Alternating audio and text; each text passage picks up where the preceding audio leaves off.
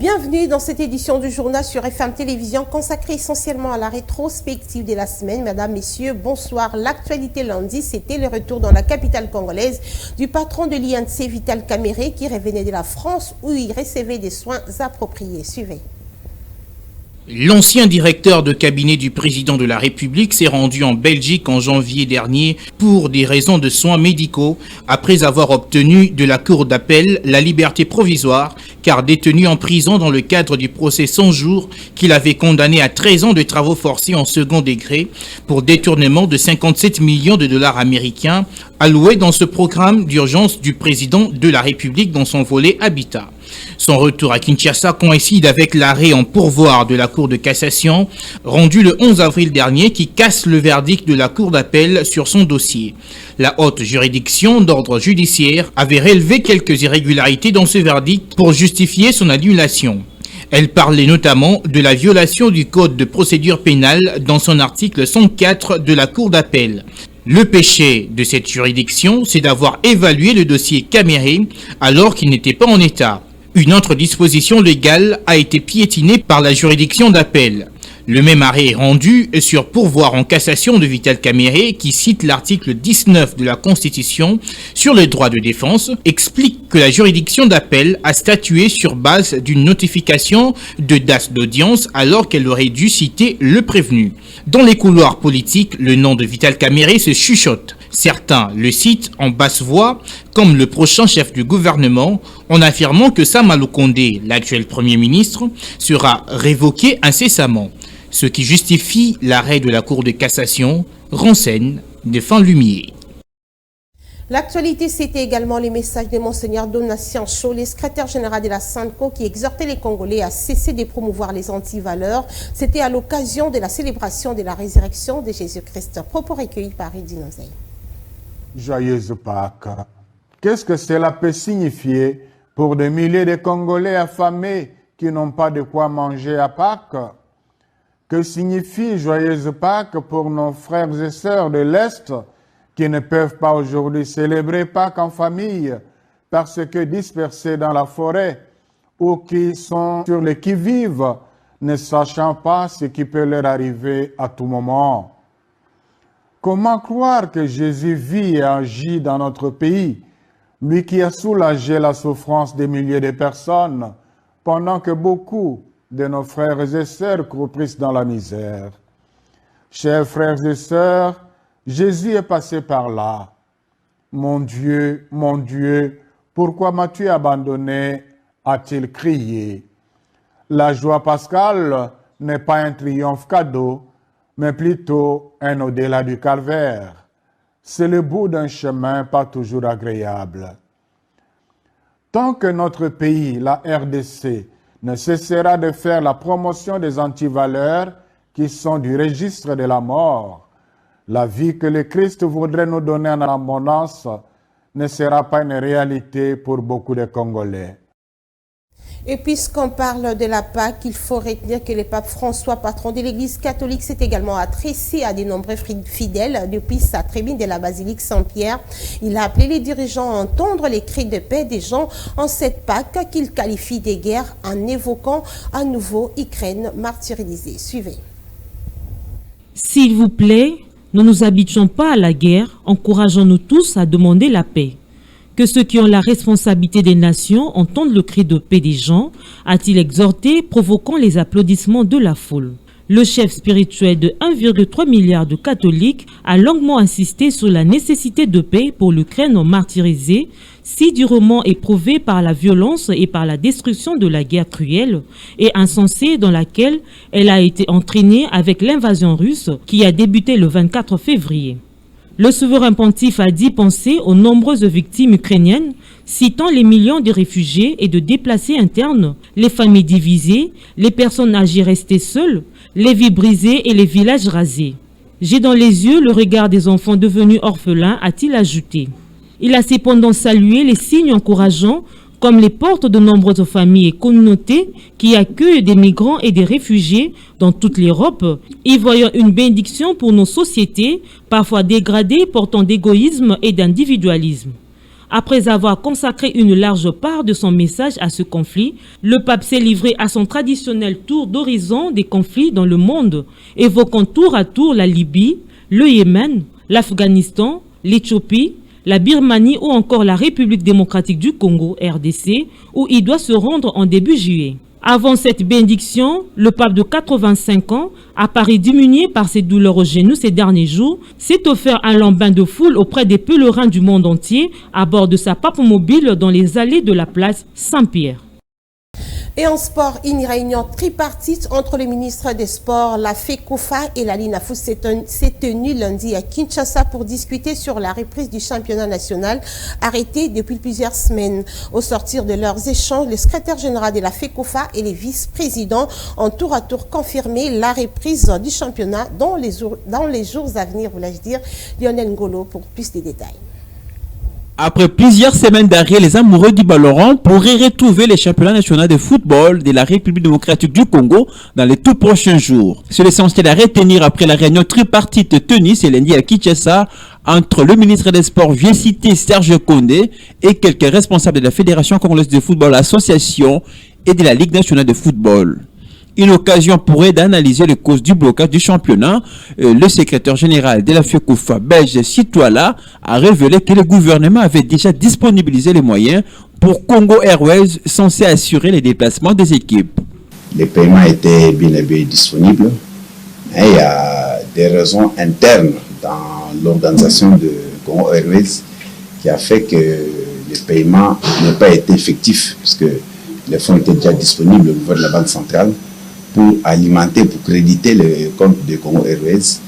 Mais c'est cette compagnie qui, par rapport à son fonctionnement qui n'a rien à voir avec les instances de football ni le gouvernement, qui a fait que le paiement n'est pas abouti. Alors, quant à la reprise du championnat, la tripartite envisage d'autres solutions pour pallier à la situation, rassure le secrétaire général de la FECOFA. Présentement, nous sommes en train d'envisager d'autres solutions pour pallier à la situation, de sorte que le championnat répète, parce que vous savez qu'il y a des agendas qui nécessitent la reprise du championnat, notamment le CHAN, la CAN. D'après José Daoni, vice-président de la LINAFOOT, le ministre des Sports a posé quelques conditions avant que cette reprise soit effective. Le ministre nous a encore rassuré qu'il y a possibilité que nous puissions avoir l'accès du public qui permettra également et au club et à la LINAFOOT d'avoir un peu plus de moyens pour pouvoir faire face à leur situation. Mais je crois que tout a été fait, mais il y a quand même certaines conditions que nous devons remplir avant que le ministre nous accorde le retour. Les Congolais vont devoir prendre leur mal en patience car toutes les dispositions indiquent que le championnat sera de retour pour bientôt. Encore une pétition pour déchoir les présidents de la Chambre basse du Parlement, Christophe Mbosonkodia. Les pétitionnaires lui reprochent de la mauvaise conduite et désordre dans les fonctionnements de l'Assemblée nationale. On va suivre les détails dans ce reportage de Ridi Nozei. Après la suspension de la précédente pétition visant la déchéance du président de l'Assemblée nationale initiée par le député Gratien de Saint-Irachan, une autre pétition aurait fait surface. Cette nouvelle pétition est réinitiée à l'Assemblée nationale par l'élu de Bandundouville, le député national Papi Nyango. L'ancien ministre des Sports reproche au président de l'Assemblée nationale Christophe Mbosso plusieurs faits, notamment la mauvaise interprétation du règlement intérieur ainsi que les dysfonctionnements de cette chambre. Pendant que l'initiateur de la motion affiche la volonté de ne pas baisser les bras, le président de l'Assemblée nationale, Christophe Mbosso, a instruit à ses services de centraliser la réception des courriers avec le secrétariat général au 3e étage du siège du Parlement. Ce communiqué rendu public ce lundi n'inquiète en aucun cas l'élu de Bandundu qui tient à aller jusqu'au bout dans sa démarche. Le député Papi Nyango estime que cette mesure est prise par peur de recevoir la signification de la pétition contre Christophe Mbosso. Ce dernier dénonce toutes ces manœuvres et reste confiant pour obtenir le départ du perchoir de l'Assemblée nationale du président de la Chambre basse du Parlement. Jusqu'à ce lundi, cette pétition est déjà signée par plus de 160 députés nationaux. CAN 2023, la République démocratique du Congo évoluera avec le Gabon, la Mauritanie et le Soudan dans le groupe 1. C'est à l'issue du tirage au sort organisé le mardi en Afrique du Sud par la Confédération africaine de football qui ressort cette information. Lionel Ngolo. La Confédération africaine de football a procédé hier mardi 19 avril 2022 au tirage au sort des phases des groupes de la Coupe d'Afrique des Nations Total Energy Côte d'Ivoire 2023 dans les studios de la chaîne Super Sport à Johannesburg, en Afrique du Sud. La République démocratique du Congo est placée dans le groupe I avec les Gabon, la Mauritanie et le Soudan. Le tirage au sort a été effectué par le directeur de compétition de la CAF, Samso Adamou, avec la participation des légendes de Lucas Redebe d'Afrique du Sud et Salamo Kalou de Côte d'Ivoire. 48 pays qualifiés au second tour de ces éliminatoires de la CAN Côte d'Ivoire 2023 ont été répartis dans 12 groupes de 4. Le Kenya et le Zimbabwe, pays suspendus par la FIFA de toute activité liée au football, ont été également tirés malgré les interdictions temporaires. Et pour ce qui est du reste des groupes, la répartition se fait de la manière suivante. Groupe A, le Nigeria, Sierra Leone, le Guinée-Bissau et Sao Tomé. Groupe B, le Burkina Faso, le Cap-Vert, le Togo et Swatini.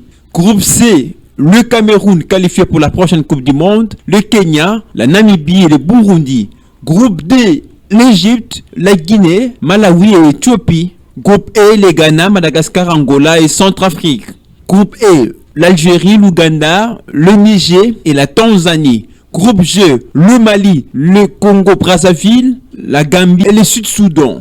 Groupe E, la Côte d'Ivoire, pays organisateur, la Zambie, le Comores et le Tchad. Groupe I, la RDC, le Gabon, la Mauritanie et le Soudan.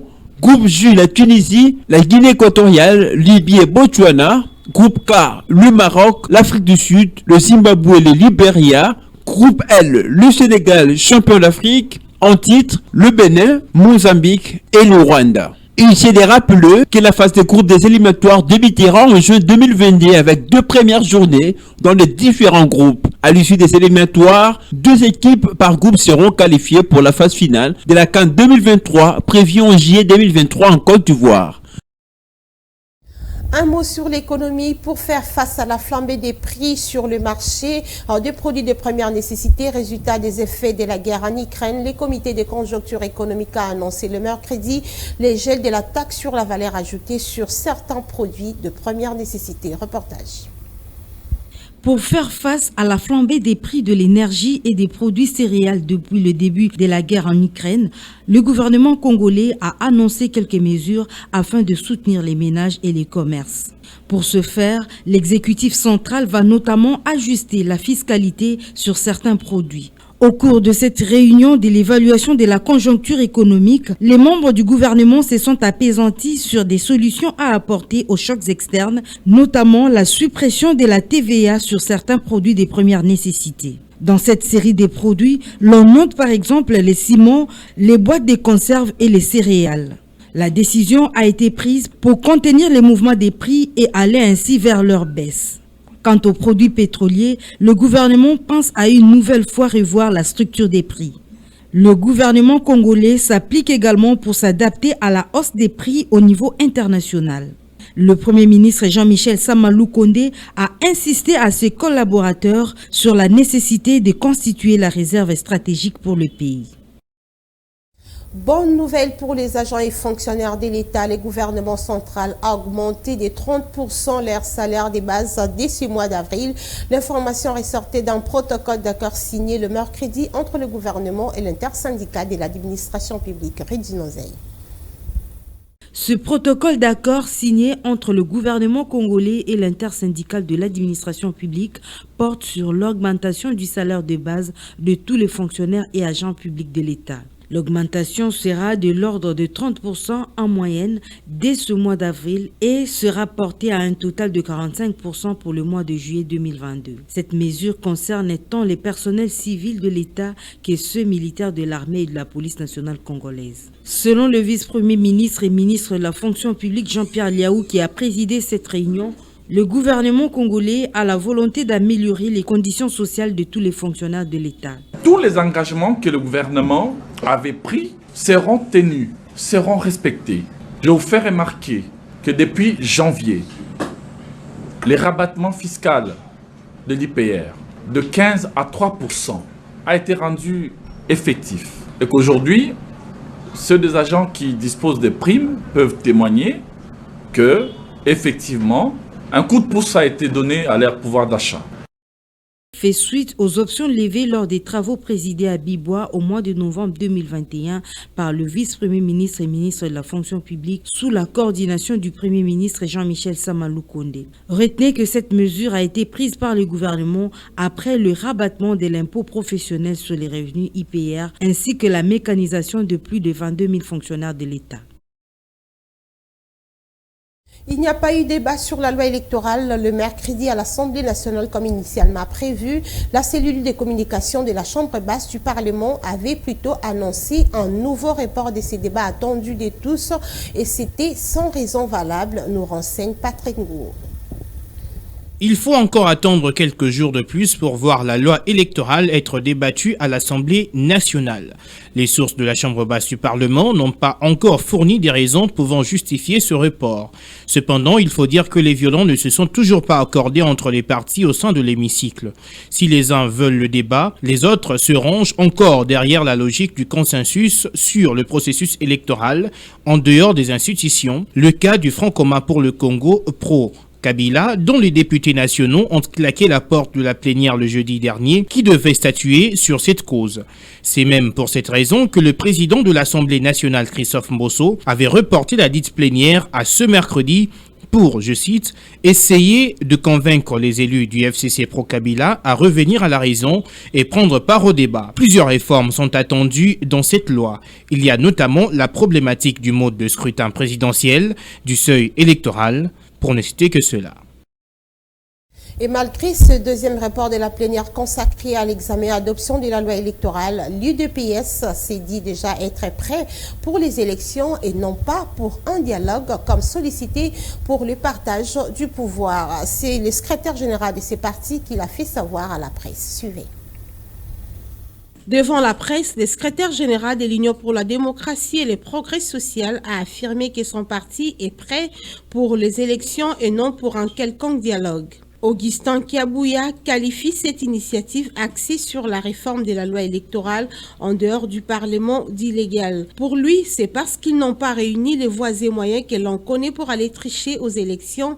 Voilà pourquoi ils ont peur d'aller au scrutin. Le secrétaire général du parti présidentiel n'est pas allé parler d'eau de la cuillère pour qualifier la position affichée par le président du parti Nouvel Élan d'irresponsable, mais également et surtout une fuite en avant du cadre établi pour tout débat démocratique. Il s'est dénoté que la plénière consacrée à la révision de la loi électorale fixée pour le 20 avril 2022 à l'Assemblée nationale, selon les derniers communiqués, a été reportée sine die. Et la Commission électorale nationale indépendante a finalement rendu publique la liste des candidats aux élections de gouverneurs et vice-gouverneurs dans les 14 provinces à problème. Suivez. Elle l'a fait conformément à la feuille de route de la CENI, publiée le 3 février dernier par le président de cette institution d'appui à la démocratie. À quelques jours de cette élection des gouverneurs et vice-gouverneurs, le rapporteur de la centrale électorale a fait la lecture de la décision numéro 13 portant publication de la liste définitive des candidats gouverneurs et vice-gouverneurs des provinces en chiffres sans citer les noms des compétiteurs. Il s'agit des provinces du Haut-Ouélé, 4 candidats, Olomami 6 candidats, du Kasaï oriental 8 candidats et du Kasaï central 5 candidats. Dans la province du Congo central, la CENI note un record de 22 candidats dont 3 femmes. Les provinces de l'Omami 3 candidats, du Maïndombe 6 candidats dont 2 femmes, du Maniema 9 candidats, de la Mongala 5 candidats, du Sankuru 13 dont 3 femmes, de la Chopo 12 candidats parmi lesquels 3 femmes. Concernant la ville-province de Kinshasa, 4 candidats sont retenus au poste de vice-gouverneur et 1 candidat de la province du Kwango. Selon la cellule de la communication de la CENI, toutes les dispositions sont prises au niveau de centrale électorale pour parer à toute éventualité à cette élection des gouverneurs et vice-gouverneurs prévue le 6 mai prochain. Sommet de Nairobi, les chefs de l'État n'a pu rencontrer les représentants des groupes armés le vendredi comme initialement prévu. Félix Tshisekedi a pris le chemin de retour pour Kinshasa, a désigné une équipe sur place à Nairobi pour s'épancher sur cette question sous la supervision du président Uhuru Kenyatta. La présidence de la République évoque les raisons d'ordre logistique pour justifier le fait que les représentants des groupes armés n'ont pas pu s'y rendre à Nairobi comme le voulaient les conclusions du sommet du jeudi dernier à la capitale du Kenya sur la sécurité en République démocratique du Congo. Et puis, dépôt de la candidature d'André Mbata à la première vice-présidence de l'Assemblée nationale, dossier invalidation des députés absentéistes, débat sur la loi électorale. Voilà les éléments qui ont marqué la journée de vendredi à la Chambre basse du Parlement. Le point, c'est avec Patrick Ngour. Il était jusque-là président de la commission PAJ de la Chambre basse du Parlement. En prélude de l'élection au poste de premier vice-président de l'Assemblée nationale prévu le 27 avril prochain, André Mbata a remis sa candidature pour le compte de l'UDPS Tshisekedi et le regroupement Cash au bureau de la Chambre basse du Parlement en remplacement de Jean-Marc Kabunda qui a démissionné il y a quelques semaines. Dans un autre chapitre, l'Assemblée nationale a adopté la résolution mettant en place une commission qui devra statuer pendant 5 jours sur le cas de députés absentéistes. Un dossier qui sonne faux dans les oreilles des caciques du FCC pro-Kabila qui affirment que le décompte de présence aux séances plénières se fait à la fin de chaque session selon les us et coutumes ainsi que le règlement intérieur de l'Assemblée nationale. Ils ont aussi parlé du problème de Covid-19 qui a contraint depuis 2020 le Parlement à réduire le format de participation aux activités parlementaires. Ces députés de la famille politique de Joseph Kabila ont refusé à nouveau de prendre place à la plénière de ce jour qui débattait sur la loi électorale censée être révisée. Pour eux, c'est d'abord les consensus qui priment. Même point de vue partagé par le député de Lamuka Ados Nombasi au perchoir de l'Assemblée nationale où plusieurs autres élus ont défilé. C'est aussi le cas de Gaël Boussard, ancien membre du bureau d'âge qui sollicite la révision ou la suppression de la caution. D'autres élus ont mis le focus sur plusieurs autres dispositions qui doivent être réformées, dont le mode du scrutin présidentiel et le seuil électoral. Il faut prendre des dispositions pour éviter des incompétents, des stagiaires et des infiltrés à la tête du pays. Voilà les coups de gueule du député national Tsingi Pouloulou lors du débat sur la loi électorale. Lui qui a endossé la proposition de loi sur les verrouillages des postes régaliens au sel né des pères et des mères congolais. On l'écoute. La loi électorale, c'est la loi d'accès aux fonctions politiques. C'est la loi d'accès aux fonctions politiques, conformément à l'article 11 de la Constitution. Quand nous votons des lois, nous devons les faire en toute responsabilité. Ici, nous sommes députés. Cela démontre à suffisance que l'indépendance et la souveraineté de la République démocratique du Congo n'est pas à négocier. Le président de la République, Félix Antoine Tshisekedi, pour la première fois qu'il reçoit des députés, il avait dit « C'est à nous responsables de faire en sorte que le peuple soit content et satisfait et de sécuriser la République. » Lorsque nous examinons la loi électorale, l'objectif principal est de professionnaliser les fonctions politiques et de donner aux dirigeants un devoir de redevabilité. Un devoir de redevabilité afin d'éviter les stagiaires et les incompétents bien payés, respectés par les trésors publics et surtout d'éviter l'infiltration. Honorable Président, eu égard à ce qui précède, tenant compte des articles 11, 10, 72 ou 72 et 111 de la Constitution, et soucieux de protéger et de donner un privilège aux Congolais des pères et des mères, même après 2150. Et sachez que la séance plénière avait été suspendue et va reprendre la semaine prochaine, sauf changement des dernières minutes. Et bien avant cette plénière, les militants du parti politique de l'opposition, principalement de la Mouka, avaient manifesté contre les débats sur la loi électorale. La situation a dégénéré suite à la répression policière. Reportage. Pour la loi électorale, nous allons mourir, c'est par cette petite phrase que ces jeunes gens se sont décidés de contrecarrer la plénière consacrée à la révision de la loi électorale. Une manifestation spontanée contre la loi électorale a eu lieu ce vendredi devant le Parlement. La majorité était de jeunes. Alertée, la police nationale congolaise a tout de suite dépêché ces éléments pour disperser ces manifestants. La police a également encerclé les sièges du parti SID de l'opposant Martin Fayulu Madidi qui est à proximité du Parlement. Signalant que ces incidents malheureux sont intervenus entre les sympathisants de l'opposition et quelques membres qui seraient fidèles au président de l'Assemblée nationale. La sécurité du Palais du Peuple a été renforcée après ces désordres qui ont occasionné plusieurs blessés dans le rang des manifestants et quelques dégâts matériels importants, dont quelques véhicules endommagés. Tout le monde a été convié à suivre la plénière de loin. Il y a lieu de souligner que les FCC de l'ancien président Joseph Kabila et la Mouka dirigée par Martin Fayulu et Adolphe Mozito ont rejeté cette loi, estimant qu'elle est taillée sur mesure au profit du chef de l'État Félix Tshisekedi. Mais malgré ces rejets, l'Assemblée nationale a déjà débuté l'examen de la loi électorale. Les services de sécurité du Palais du Peuple ont fait savoir quelques minutes après que la plénière consacrée à l'examen de la loi électorale est uniquement réservée aux députés nationaux. Et cette répression policière a été qualifiée d'inacceptable par les présidents de l'ECD, Martin Fayulu Madidi. Bras de fer hier vendredi à la place Sainte-Thérèse dans la commune d'Endjili entre les chargeurs des véhicules et les bureaux 2.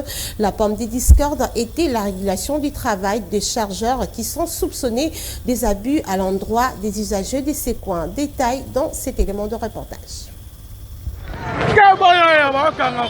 La circulation et autres activités commerciales de ces sites étaient réellement perturbées l'avant-midi de ce vendredi 22 avril 2022 suite à ces accrochages.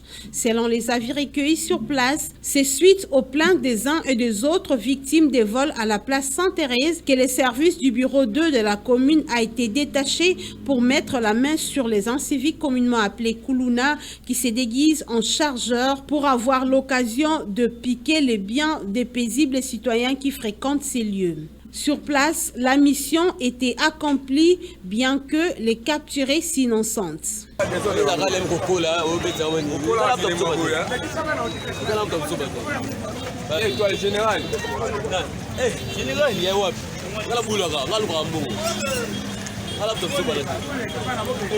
En croire la population qui salue cette belle initiative, l'État doit grandement ouvrir l'œil pour mettre hors d'état de nuire les inciviques qui tourmentent les paisibles citoyens.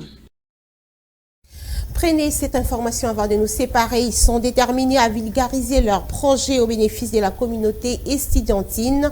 Les étudiants congolais réunis au sein du mouvement des étudiants du Congo pour l'éveil de la conscience MESEC en sigle étaient dans le mur de la Fondation Maloua pour solliciter un accompagnement sur leur démarche.